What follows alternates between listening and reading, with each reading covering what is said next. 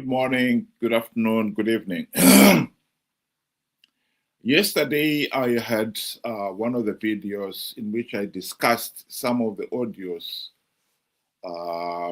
brought up, recorded by Brett Mouvet. And this afternoon, I would like to start with another one of those audios, and then we'll comment on it.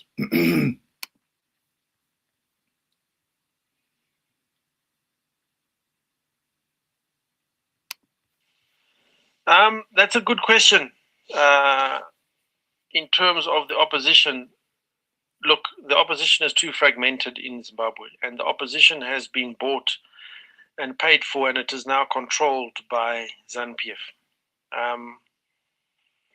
That's a long story, but let me start somewhere. ZANU-PF controls the police, the army, prisons, Judiciary Services Committee, which means courts, judges, and it controls ZEC, Zimbabwe Electoral Commission. Now, if a regime controls all those things, ask yourself, do you think that an election is going to be able to remove that regime? That's the first question you must ask yourself. So let's not discuss opposition. Let's not discuss all of that. Let's just discuss background. Triple C, as much as I did not like their leadership, people voted for Triple C. Triple C won some seats. Even by winning those seats, they were still removed by a judicial system that recognized a fake Secretary General, who then went on to recall and remove all the people that the winning candidates that Triple C had put in place and the people had voted for. So even if you are lucky enough to be allowed to campaign, which you are not allowed, if you are lucky enough to be able to campaign without being arrested, which is not the case, if you are lucky enough to be able to put your name and to register a candidate, and some people couldn't do that, if you are lucky enough that your name appears on the voters' roll, if you are lucky enough that you have enough polling stations and things are working and the voters' roll is correct and everybody that wants to vote can vote, if you are lucky enough that those things happen, they will still remove you if you win. So let's establish that fact first and foremost, to understand that to those who are thinking that an election is going to remove a regime, so first and foremost, we need to identify that. So let me continue. Well, Ben, welcome to the program. What do you think? Good day to everybody. Thank you for joining us. I go back to the Observer Mission reports that throughout the past 25 years, now going on 26 years, I've been saying. And basically, they've been saying your election process falls short of the international standards. And lately, it has even fallen short of our own constitutional standards. In short, they said our elections are flawed and illegal. And I agree with Brett on this one. There's just so many ifs. And yet we have not done anything to guarantee the if. After we've been given report after report, we have decided to ignore the recommendations, and these recommendations are the reforms that need to be put in place for us to finally have free, fair, and credible elections. If we cannot do anything to ensure that we finally end the case of rigged elections, then I don't think there is ever going to be a change of power, or the removal of a regime as things stand. So I have to agree with Brett to say an election right now, as things stand, with ZANU PF in control of all institutions. I mean, look, ZEC itself, their children are the ones that are running it. The courts are appointed by the man himself. I mean, surely, if we are going to say we are going to participate in such an environment, we really got to be, there has to be something wrong with us. So I agree with him to say there can never be, free, fair, and credible elections without us having to do the work to ensure that such an environment has been created.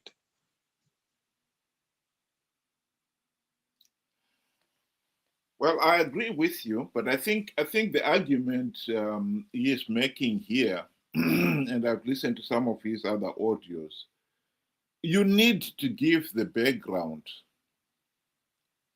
to why MDC, Triple C have been participating in those flawed elections. He started very well by saying ZANU-PF controls the police, the judiciary, ZEC, etc., etc. That is true. But MDC Triple C had the opportunity to implement the democratic reforms to end ZANU-PF's control of those institutions. You've got to ask yourself, why did they fail to implement those reforms? Because when you understand that, you can go on to the next step. You understand that ZANU-PF, Robert Mugabe, bribed Morgan Changirai and his MDC friends during the GNU so that they forgot about implementing reforms. They failed to implement even one token reform during that time. That is a historic fact.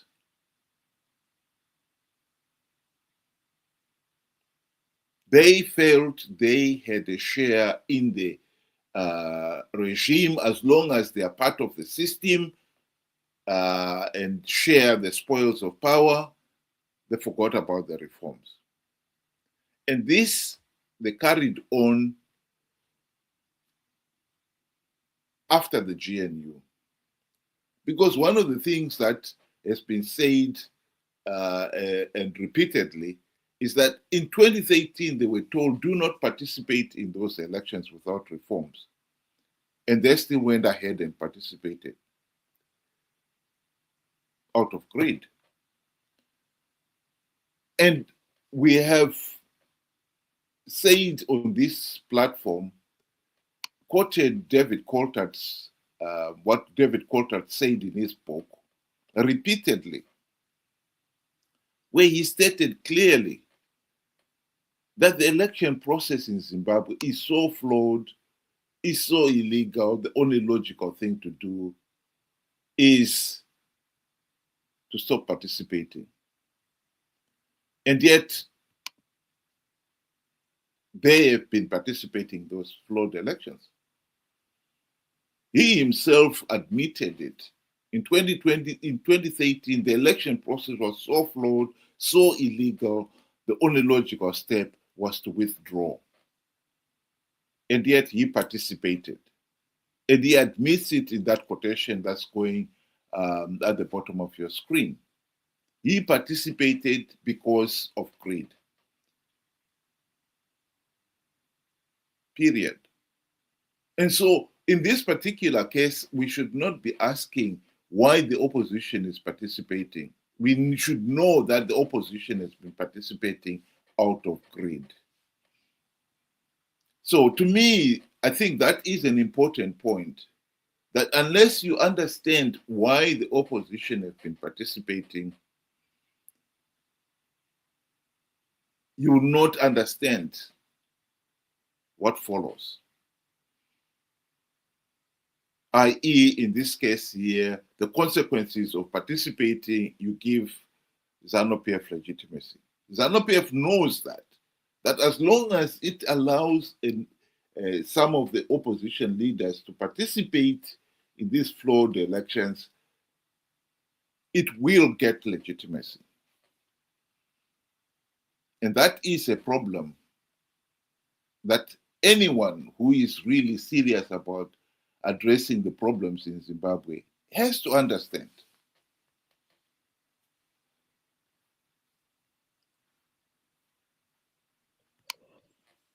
I think that that point you are raising was, if I can add historical historical fact to it.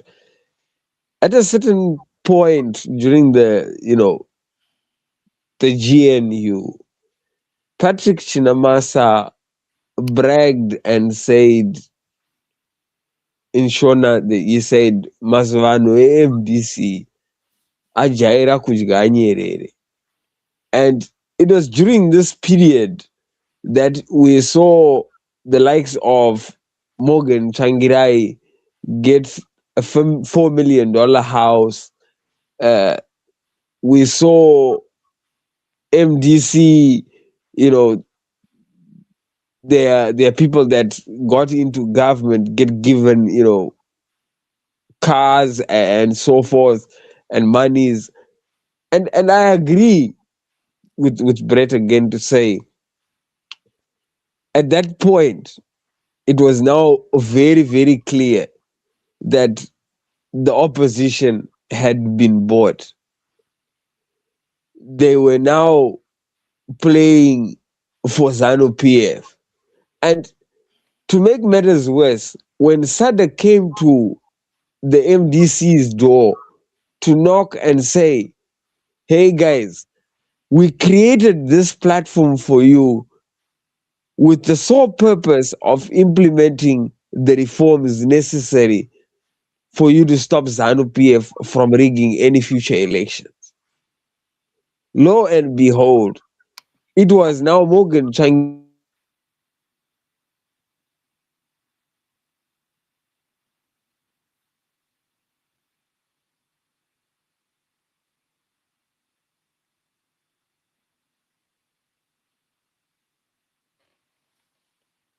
Sorry, I think we have lost Ben there.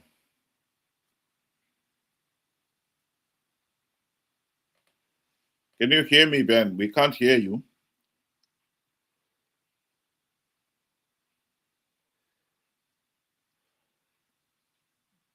Sorry about that.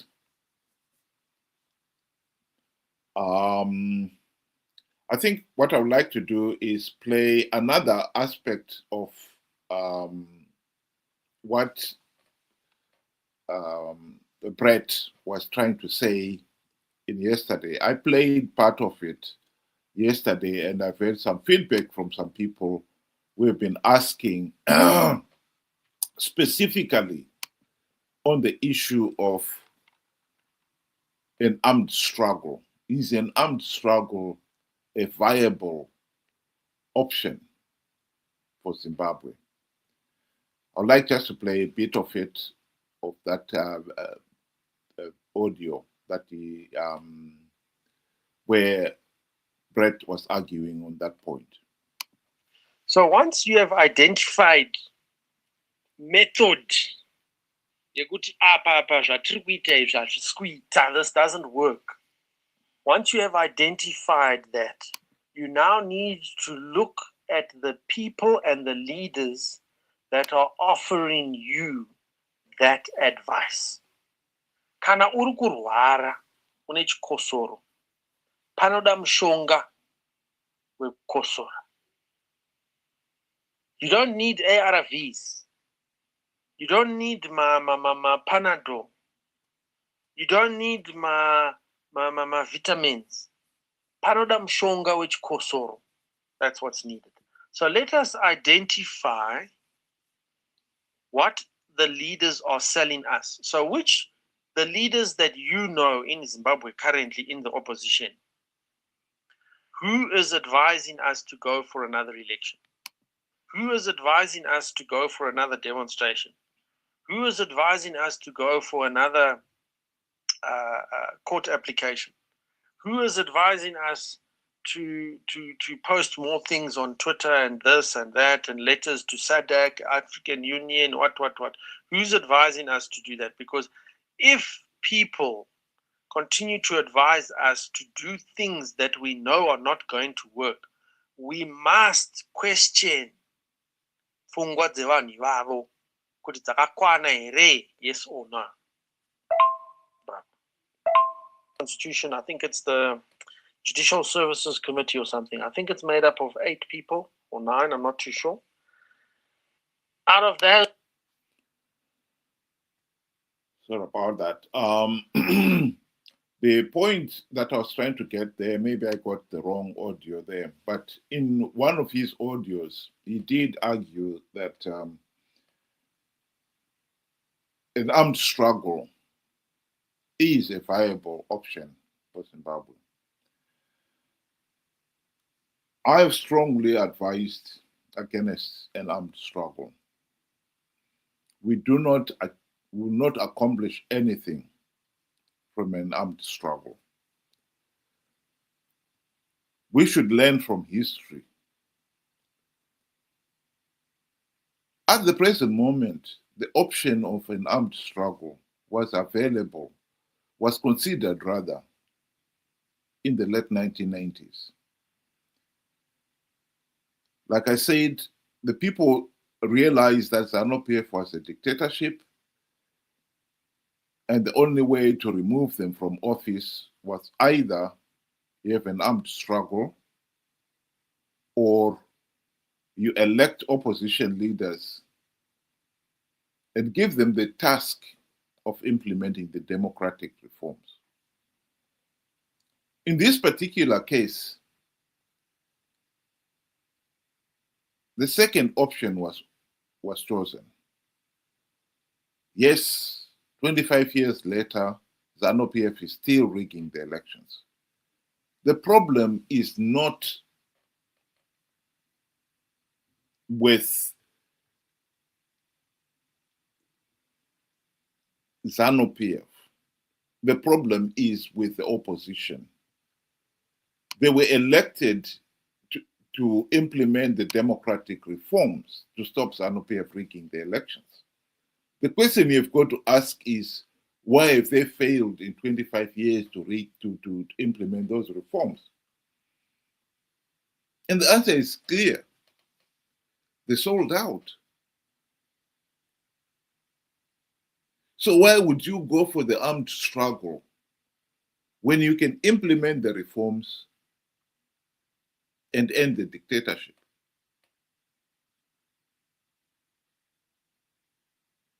The fact that MDC CCC leaders failed to implement reforms does not mean that no one else can implement them, particularly when we know they failed to implement them because they are corrupt and incompetent. The other argument that must be said here against the armed struggle is that Zimbabwe did have an armed struggle already to end the white colonial rule. And if the truth be told, that armed struggle did not deliver the Zimbabwe we want. This is why we are where we are. We have had ZANU-PF leaders who, when they got into power, turned around and said they have the divine right to rule the country. This is why we are in this mess. So another armed struggle, what guarantees do you have that you will not have the same kind of individuals emerging out of it who think they have the right to rule? And like I said, why would you go for an armed struggle as a solution when you could have a solution of implementing the reforms without an armed struggle?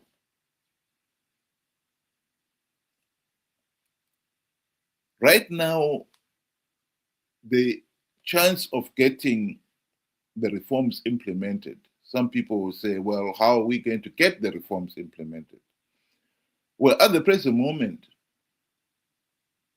if the people, if Chamisa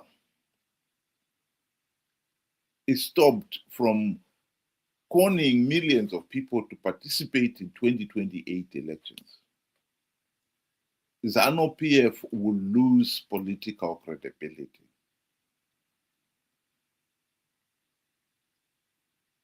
SADC and the AU election observers condemned 2023 elections as flawed and illegal.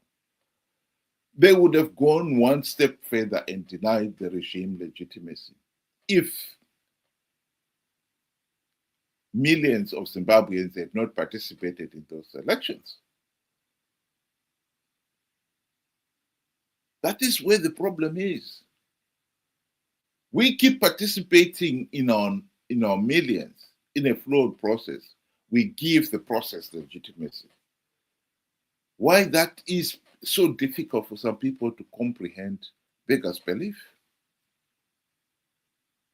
Why millions were conned into believing an idiotic lie like, I've plugged all the vote rigging loopholes. Beggars belief. The problem is with the people. Stop the Chamisa Chete Brigade participating in 2028 in their millions, and ZANU-PF will lose political legitimacy.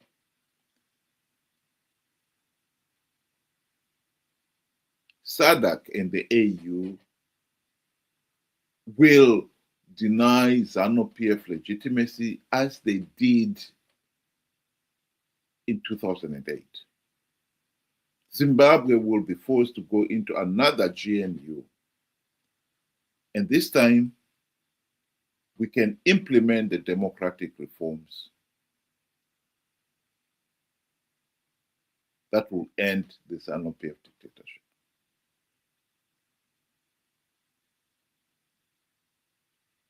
The option of an armed struggle is an option for those who have given up hope. We are failing to think outside the box. We are making the same mistake over and over again. We are so naive and gullible. They believe idiotic lies like, I plugged all the vote rigging loopholes. Hashtag God is in it. That is what ZANU-PF is counting on. That millions will be conned to participate in 2028 on the basis of another idiotic lie.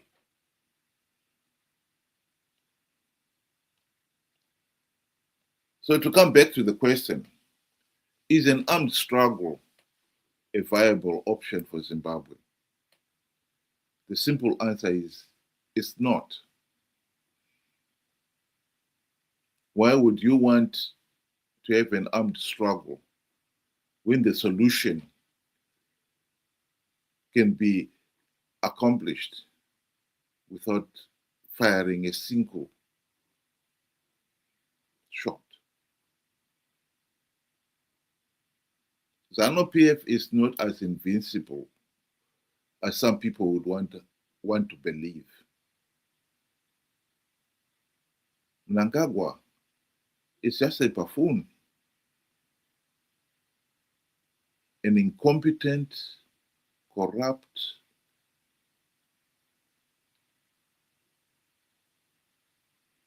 and murderous thug, yes, but a buffoon nonetheless.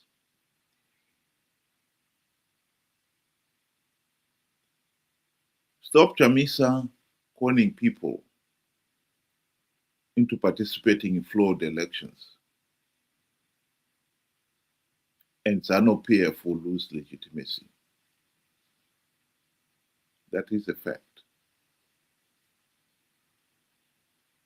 Think about it. Thank you very much. Have a good evening.